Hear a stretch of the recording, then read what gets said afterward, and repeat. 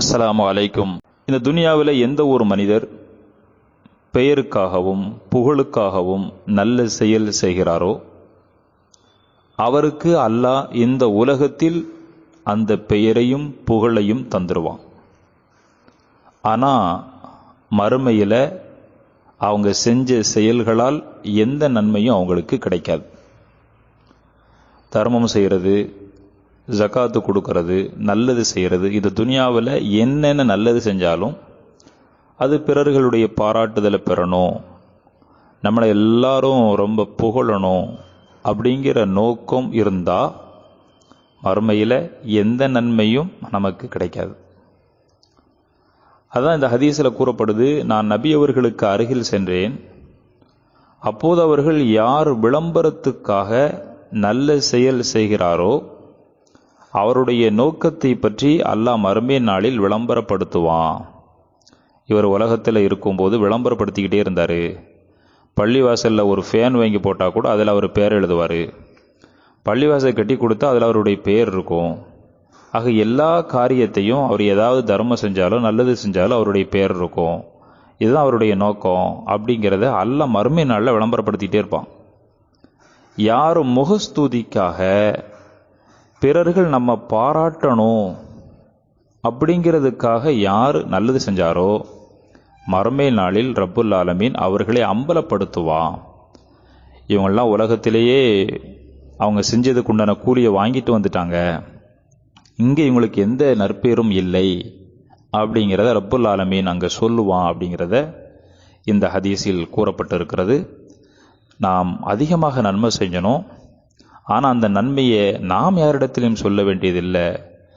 ரப்புல் ஆலமீன் அது யார் யாரிடத்துல போய் சேர்க்கணுமோ அவன் சேர்த்துருவான். ஆனால் நம்ம நினைக்கலாம் நம்ம ஒரு நன்மை செஞ்சுருக்கோம், ரொம்ப ரகசியமாக செஞ்சுருப்போம், நம்ம யார்ட்டையும் சொல்லியிருக்க மாட்டோம். ஆனால் அது பல நபர்களுக்கு தெரிகிற அளவுக்கு அல்லாஹ் ஆக்கியிருப்பான்.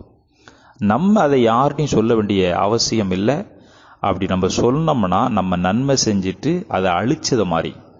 ஒரு நோட்டில் எழுதிட்டு நம்ம பேனா வச்சு அழிச்சிட்டா அது எப்படி ஒன்றுமில்லாமல் போயிடுமோ அதே மாதிரி நம்ம நன்மை செஞ்சுட்டு நான் இந்த மனிதனுக்கு இவ்வளோ இன்னைக்கு நான் கொடுத்தேன், இவனுக்கு ட்ரெஸ் வாங்கி கொடுத்தேன், இவனுக்கு ஆடை வாங்கி கொடுத்தேன், இந்த ஊரில் பள்ளியாசலை நான் கட்டி கொடுத்தேன், இந்த ஊரில் பள்ளியாசலில் ஒரு ஃபேன் வாங்கி கொடுத்தோம்னு எதையாவது ஒன்று யார்கிட்டையாவது போய் சொல்லிக்கிட்டே இருந்தோம்னா நம்ம செஞ்ச நன்மையை நம்மளே அழித்தோம் அப்படிங்கிறதாயிரும். மறுமையில் எந்த பலனும் இல்லாமல் போயிடும்.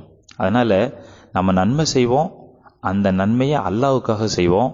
ரப்பு அதற்குண்டான கூலியை இம்மையிலையும் தருவான், இன்ஷா அல்லாஹ் மறுமையிலையும் தருவான். இஹ்லாஸோடு நம்ம செஞ்ச எந்த நல்ல காரியத்தையும் அல்லாஹ் வீணாக்க மாட்டான் அப்படிங்கிறத இந்த ஹதீஸ்ல இருந்து நம்ம தெரிந்து கொள்ள முடிகின்றது. ஒரு மனிதர் நபிகள் ஸல்லல்லாஹு அலைஹி வஸல்லம் அவங்கள்ட்ட, யா ரசூலல்லாஹ், மக்களில் சிறந்தவர் யார் அப்படிங்கிற ஒரு பொதுப்படையான கேள்வியை நபியிடத்தில் கேட்குறாங்க. அந்த கேள்விக்கு நபி சொன்ன பதில், மக்களிலே சிறந்தவங்க யாருன்னா உண்மை, சத்தியம், அசத்தியம், இந்த ரெண்டுக்கு இடையில ஒரு போர் நடக்கு. அதுல சத்தியவான்களோடு சேர்ந்து யாரு அசத்தியவான்களை எதிர்கொள்கிறார்களோ அந்த போர்ல கலந்துக்கிடுறாங்களோ அவங்க தான் மக்களில் சிறந்தவங்க அப்படிங்கிறாங்க.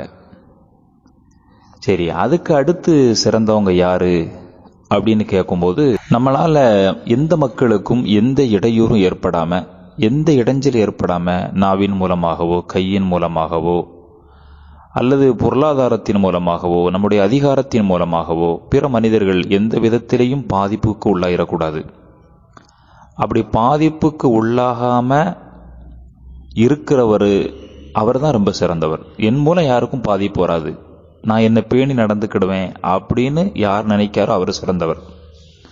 ஊரில் அப்படிக்குண்டான ஒரு சூழ்நிலையே இல்லை, இருக்க முடியாது அப்படின்னு நினச்சா ஒரு ஆட்டுக்குட்டியை பிடிச்சிக்கிட்டு எங்கனையாவது மலையில் போய் உட்காந்துக்கிட்டு அந்த ஆட்டில் இருந்து வரக்கூடிய பாலை கறந்து அதை குடிச்சிக்கிட்டு நிம்மதியாக, அதாவது பிற மக்களுடைய அவங்களோடு சேர்ந்து இருக்கிறதுனால தொல்லைகள் இல்லாமல் இருக்க முடியலை, எப்படியாவது அவங்கள நம்ம ஏதாவது வேதனைப்படுத்த வேண்டியது வந்துடுது அப்படிங்கிற எண்ணத்தில் ஊரை விட்டு தனியாக போய் ஒரு இடத்துல இருந்து அதன் மூலியமாவது நான் பிறர்களை மனம் நோகாம நடந்துக்கிடுறது தான் ரொம்ப சிறந்தது அப்படின்னு சொன்னாங்க.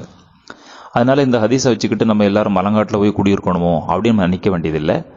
மனிதர்களோடு சார்ந்து நம்ம இருக்கணும்.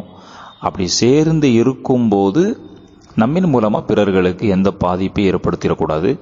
அப்படி பாதிப்பை ஏற்படுத்தாமல் வாழக்கூடிய மனிதர்கள் மக்களிலே சிறந்தவங்க. நபி அவங்க வேற ஒரு ஹதீஸில் சொன்னதாக அறிவிக்கப்படுது, நம்ம இறந்து போனதுக்கு பிறகு நம்மளை அடக்கம் செய்கிறதுக்காக வேண்டி கொண்டு போவாங்க. அப்போ எல்லா மக்களும் நின்று அப்படி பார்ப்பாங்க. ஆண்கள்லாம் அந்த ஜனாசாவோடு பின்தொடர்ந்து வருவாங்க. அப்போ அந்த மையத்தை பற்றி அங்கே பேச்சு நடந்துக்கிட்டே இருக்கும். இவர் எப்படிலாம் மனிதர் அப்படின்னு. அந்த நேரத்தில் யார் இவர் நல்ல மனிதர், நல்ல பண்பானவர், நல்ல பக்குவமானவர், இவரின் மூலமாக எந்த ஒரு மனிதரும் பாதிப்புப்பட்டது கிடையாது, இவர் மூலியமா பல நல்ல காரியங்கள் இந்த ஊரில் நடந்திருக்கு, பல நல்ல காரியங்கள் இவர் நிறைய செஞ்சிருக்காரு அப்படின்னு பேசுவாங்க. பார்த்தீங்களா? இப்படி பேசுகிற ஒவ்வொரு வார்த்தைகளும் நமக்காக அவங்க அல்லாட்ட சாட்சி சொல்கிறாங்க. எல்லாம் இவர் நல்ல மனுஷரு, மலக்குகள் ஆமீன் ஆமீன் சொல்லிக்கிட்டே இருக்கிறாங்க. உயர்ந்த ஒரு தரஜாக்களை கொடுப்பதற்கு நான் இந்த துனியாவில் என்னுடைய வாழ்க்கையின் மூலமாக வாழ்ந்துட்டு போனது தான் நமக்கு ஒரு துவாவை வரும். அதுக்காக எங்கனே உட்காந்துட்டு கையேந்தி கேட்கறது மட்டும் துவா இல்லை. இறந்து போன மனிதரை கொண்டு போகும்போது அந்த ஜனாசாவில் கலந்து கொண்ட மக்கள் இறந்தவர் நல்லவர் அப்படின்னு அவங்க வாயிலிருந்து வர்ற அந்த வார்த்தைகளும் நமக்கான துவா அப்படிங்கிறத நம்ம மறந்துடக்கூடாது. அவங்க தான் மக்களில் ரொம்ப சிறந்தவங்க அப்படின்னு நபி அவங்க சொல்லியிருக்கிறாங்க. ஒரு நாள் ஒரு கிராமவாசி நபியிடத்தில் வந்து, யா ரசூலல்லாஹ், இந்த துனியா எப்போ அழியும் அப்படின்னு கேள்வி கேட்டார். நபி சொன்னாங்க, நம்பகத்தன்மை பாழ்படுத்தப்பட்டுச்சுன்னா இந்த உலகம் அழியுங்கிறத நீ எதிர்பார்க்கலாம்னாங்க. அவர் நம்பகத்தன்மனா என்னன்னு திரும்ப கேட்டார். அப்ப நபி சொன்னாங்க, தகுதி இல்லாத ஒருவர் உனக்கு அரசரா இருப்பார், தகுதி இல்லாத ஒருவர் நீதிபதியாக நியமிக்கப்பட்டிருப்பார். இப்படிப்பட்டவங்க, தகுதியே இல்லாதவங்க அதிகாரத்தினுடைய உச்சத்தில் இருந்தா நம்பகத்தன்மை பாழ்பட்டுருச்சுன்னு அர்த்தம். உலகம் அழிய போகுதுங்கிறத நீ விளங்கிக்கோ. அதே மாதிரி ஒரு மனிதன்கிட்ட ஏதாவது கொடுத்து வச்சிருப்ப, கொடுத்து வச்சுட்டு வாங்கினவன் இல்லைன்னு சொல்லுவான், நீ எப்ப என்கிட்ட தந்த அப்படின்னு சொல்லுவான். அதுபோல ஒருவன் பெரிய வீரனா இருப்பான், ரொம்ப அறிவாளியா இருப்பான், எல்லாத்தையுமே வெளியில இருந்து பார்த்தா அப்படி தெரியும். ஆனா அவனுடைய உள்ரங்கத்தை பார்த்தா இந்த மாதிரி எந்த நன்மையுமே இஹ்லாஸோடு இருக்காது. எல்லாம் வெளி பார்வைக்கு, வெளி தோற்றத்துக்கு தான் இருக்கும். அவரவர்கள் செய்யக்கூடிய நன்மைகள் அனைத்தும் பகட்டுக்காக, பிறர்களின் பார்வைக்காக, தர்மம் செஞ்சாலும், தொழுகை செஞ்சாலும், ஹஜ்ஜு செஞ்சாலும், என்ன நல்ல காரியம் செஞ்சாலும் உள்ள தூய்மையோடு அல்லாஹ்வுக்காக செய்யணுங்கிற அந்த எண்ணம் எல்லாம் இல்லாம பிற மனிதர்களுடைய வெத்து பாராட்டுதலுக்காக இருக்கும். இப்படியெல்லாம் ஒரு காலம் ஏற்பட்டுரும். அப்படி காலங்கள் வரும்போது உலகம் அழிய போகுதுங்கிறத நீ விளங்கிக்கோ அப்படிங்கிறத நபிகள் ஸல்லல்லாஹு அலைஹி வஸல்லம் அவங்க சொன்னதாக ஹதரத் அபூ ஹுரைரா ரலியல்லாஹு அன்ஹு அவர்கள் கூறியிருக்கிறார்கள். அல்லாஹ் பாதுகாக்க வேண்டும். குழப்பமான இந்த காலங்களில் நாம் அதிகம் அல்லாஹ்வை அஞ்சி நடந்து கொள்ளணும். இந்த துனியாவினுடைய முடிவு எப்போ நடக்கும்னு சொல்ல முடியாது. தினந்தோறும் பார்க்கும்போது உலகத்தில் எங்கனையாவது ஒரு பகுதிகள் அழிஞ்சிக்கிட்டே இருக்கு. வழக்கத்துக்கு மாறா மழை பொழியுது, திடீர்னு நிலச்சரிவுகள் ஏற்படுது, திடீர்னு பூகம்பங்கள் ஏற்படுது, திடீர்னு ஆயிரக்கணக்கான மக்கள் வீடு இழந்துடுறாங்க, திடீர்னு செத்து மடிஞ்சிடுறாங்க.